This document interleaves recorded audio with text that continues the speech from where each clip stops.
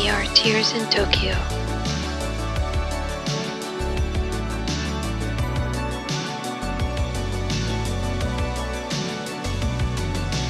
They started off as just a few German kids wearing dreads and misspelling Japanese city names. But by the age of 18, they grew into an European emo alt-rock sensation.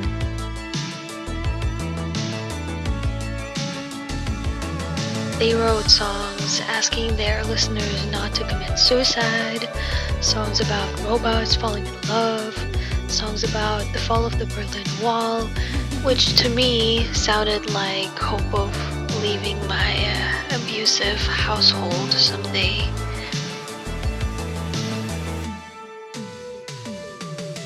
The vocalist was also incredibly attractive, and I still don't know if I wanted to be him or be with him. Either way, when they showed him walking the red carpet of the Russian MTV Awards, I screamed at the top of my lungs until my friend's mom told us to shut it.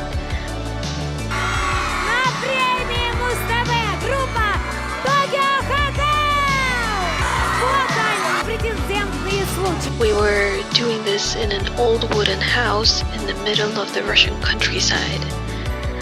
Then we went for ice cream, and as we went through the rainy fields, it melted into our hands.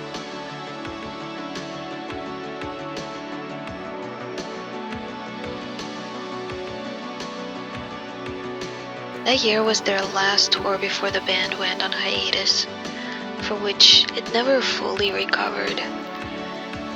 They were still so young back then, but they had the maturity to choose to actually live their lives.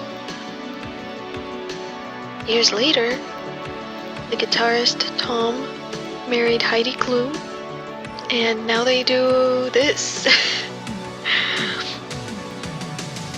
The vocalist Bill, they're twins, moved to LA and seemed to get more comfortable expressing his queerness. My partner bought me a VR headset to spend more time together during long distance, and I watched their last concert through YouTube VR, quote unquote, on the big screen.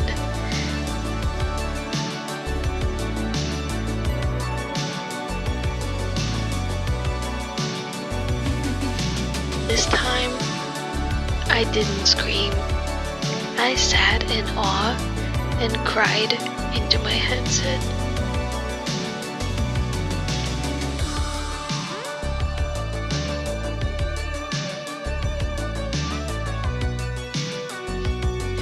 Dear reader, thank you for reading my 5th zine. I spent the past 2 months of unemployment working hard to get my zines out here, and this zine is the result of me desperately needing a break and some kind of fun or nostalgia. As you can probably tell from my previous zines, I kind of live in the past, maybe because it's the only part of life that is known and predictable, unlike the future.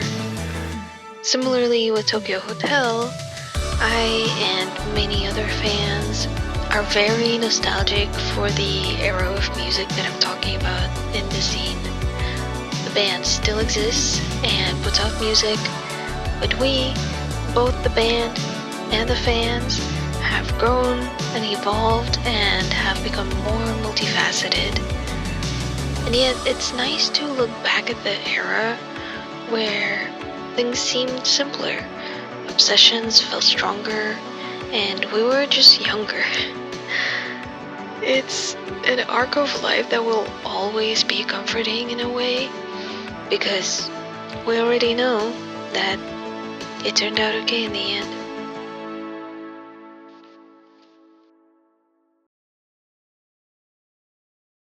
To get your own physical copy, DM me on Instagram or Substack, or send me an email, and follow me on Instagram, TikTok, Substack, and YouTube, or any other platform you would like. to stay updated on the upcoming zines.